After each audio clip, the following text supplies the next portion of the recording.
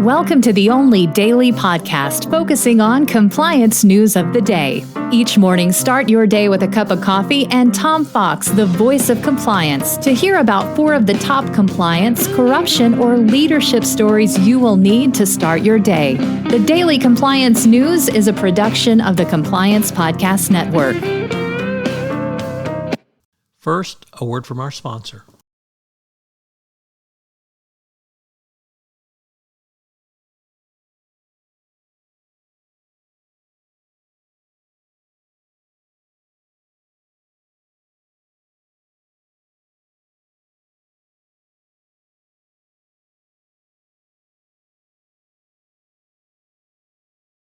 The Daily Compliance News for January 15, 2022, the end of sick days edition. And we begin with that story from the Wall Street Journal. One of the things the pandemic obviously changed was working from home and remote work.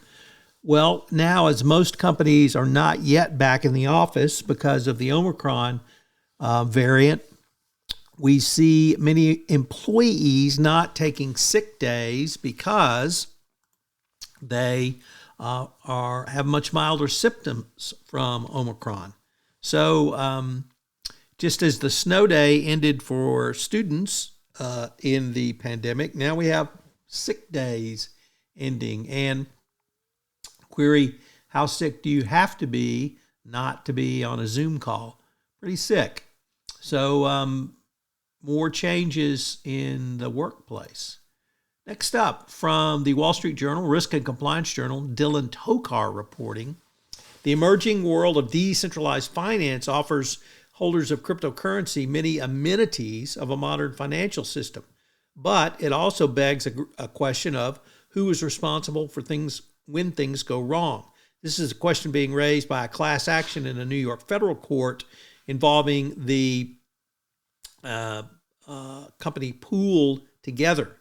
The lawsuit alleges that this is simply a lottery and is prohibited under New York law.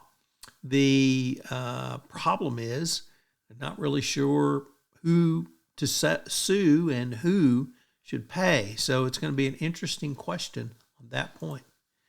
Next up from Reuters, Halbank, the Turkish state-owned lender who is alleged to repeatedly help Iran by evading U.S. sanctions, they're, of course, being sued by the U.S. government. Well, now this suit has been stayed as the Second Circuit allows Halbank to appeal without having to defend the criminal case at the same time.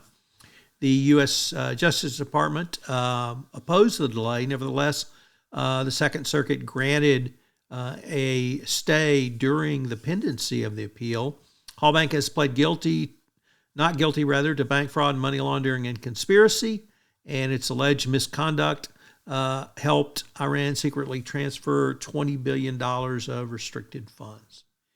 And we end with a story about the middle class and hiring, that the pandemic really exacerbated problems of people who don't have 4-year degrees getting into higher paying occupations, which have traditionally required a college degree. As I think many people understand, a 4-year college degree can be meaningless, except for the fact that you have a piece of paper. And if you don't have that piece of paper, that could impact you far down the road. So think about it. The Daily Compliance News is a production of the Compliance Podcast Network and a proud member of C-Suite Radio. Thanks so much for listening. I hope you'll join me again tomorrow.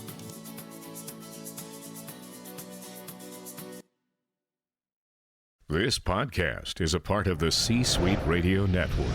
For more top business podcasts, visit c-suiteradio.com.